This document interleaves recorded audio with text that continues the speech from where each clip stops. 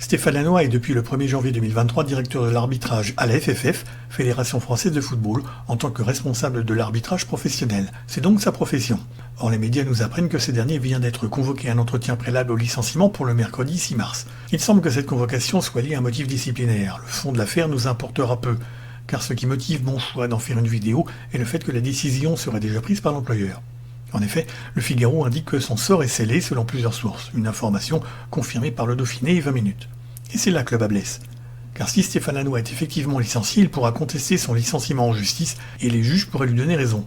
Ou pas. Pourquoi ? Je vous explique. Vous avez une minute ?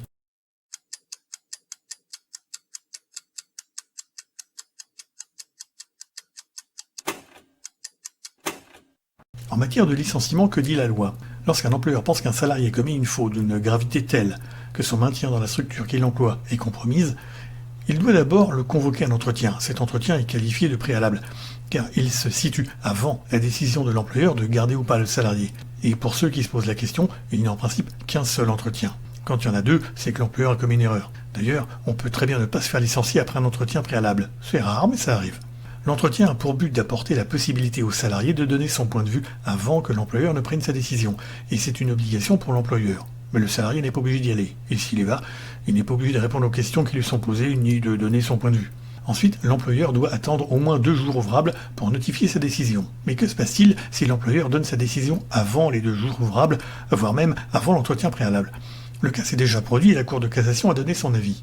L'employeur avait annoncé publiquement, avant la tenue de l'entretien préalable, sa décision irrévocable de licencier le salarié. La Cour d'appel en a exactement déduit l'existence d'un licenciement verbal dépourvu de cause réelle et sérieuse.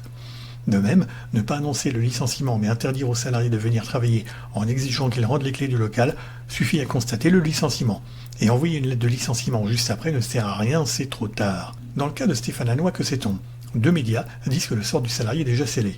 Est-ce suffisant pour constater que l'employeur a déjà pris sa décision ? Eh ben non, ce n'est pas suffisant, car ces sources, soi-disant bien informées, ne peuvent très bien être que des racontards basés sur rien du tout tangible. Sauf si l'employeur a déjà fait connaître ses décisions via un mail interne qui aurait fuité, ce serait la preuve que le licenciement a déjà eu lieu. Mais encore faut-il avoir la preuve.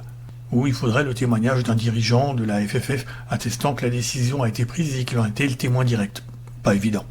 Bref, en dehors de toute preuve ou témoignage direct, même si le sort de Stéphane Lannoy est déjà scellé, il aura bien peu de chances de faire juger son licenciement sans cause réelle et sérieuse, au motif que les médias ont affirmé que la décision avait déjà été prise avant même l'entretien préalable au licenciement.